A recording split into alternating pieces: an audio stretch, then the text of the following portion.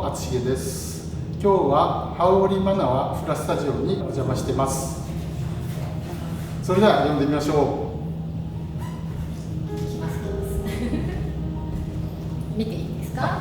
こんにちは。こんにちは。どうもありがとうございます。ありがとうございます。やだな、よそ今日はちょっといろいろね、掘り葉掘り聞いていきますので、よろしくお願いします。今日踊らせていただいた曲カピリナについてなんですけれども、特に内容とか歌詞というよりも、全体像、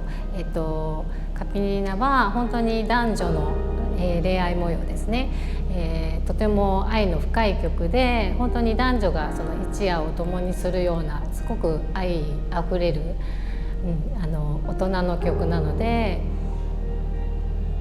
そういう感情というか、そういう気持ちが踊りに出たらいいなとは思っていましたけれども、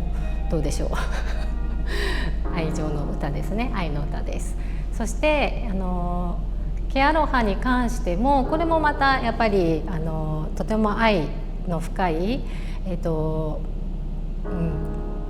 気持ちを込めて踊れたんですけど、この曲に関しては本当に今生徒さんに教えている曲でもあって大切に踊りました。これもとても愛あふれる曲なので、大人の皆さんですごく楽しんで踊りたいなって思っています。あと、ナニピーホロに関しては基本的にはマウイ島のピーホロ山について、情景を歌った曲でもあるので、どっちかというと私はそっちを重視して今日は踊らせていただきました。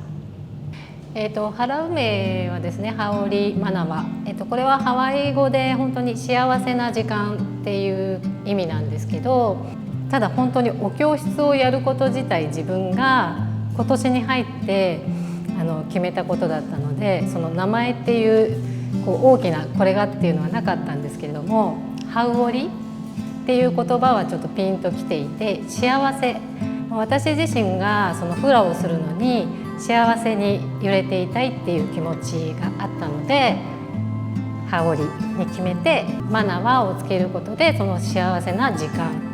フラでその幸せな時間を作りたいって思ったので決めました。特に意識してっていうよりも、フラ自体がもう日常、私がもう本当に365日どこかで揺れてるんじゃないかっていう生活をしているので、全く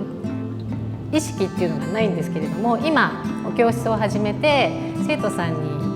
ベーシックだったりハンドモーションとかそういうのをつけるよりも先に姿勢とそのフラのポジション、自分のベストのポジションを見つけてほしいっていう意味では姿勢、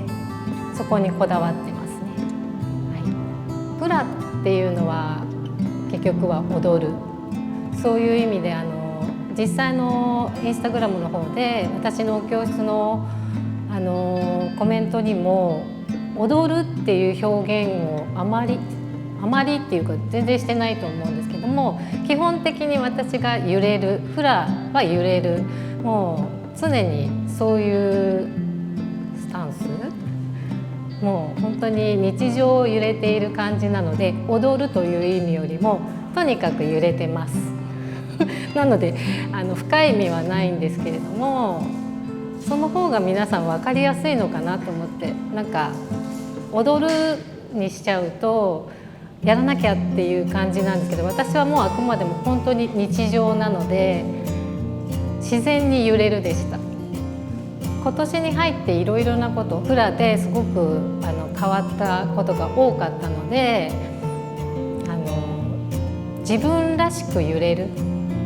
もうそれに尽きるかなっていう、もうそこを目指してだったわけではないんですけれども、自分のフラをすごく見つめ直して今年は始まったかなって、逆に改めて自分のフラを見つけたいっていう意味でも自分らしく揺れれたらいいなと思っています。このお話をいただいて本当にびっくりしたんですけれども、インスタグラムに自分がアカウントを持って発信したのが2月だったんですけれども、本当にやり方もわからない中で娘にインスタグラムの動かし方っていうか使い方を教わったところから始まってお教室の宣伝を始めました。そして自分のフラを載せるっていうことがもう本当にチャレンジだったんですけれども、そんな中で流したことによってのまた違う世界っていうか、本当皆さんがたくさん見てくれたりとか、それによって本当にそうしたかったから流したんですけれども、お教室の生徒さんが、私のフラを見てくださったりコメントで気持ち動かして教室の方体験に来てくれるっていうことで、結果的には本当に良かったなって思うし、流したことによって敦重さんからこのオファーというかお話をいただいた時には、本当にチャレンジだったことがこんなにもいろいろ話が広がるんだなと思って、すごく今は驚きと喜びな感じですね。本当に感謝しています。ありがとうございます。それで見ていただいたことによってお教室の生徒さんも本当にインスタグラムでしかお教室のことを発信していないので、全てはこのインスタグラムで始まったことで、私の教室は今日撮影させていただいたこの三軒茶屋のダンススタジオを借りて開いています。もっともっとね皆さんに幸せな時間を一緒にフラで入れてほしいなと思って、生徒さんには本当に自分らしく、もう本当にインスタグラムのコメント通りで心豊かに健康に健やかに幸せな時間をここで過ごしてほしいなと思っています。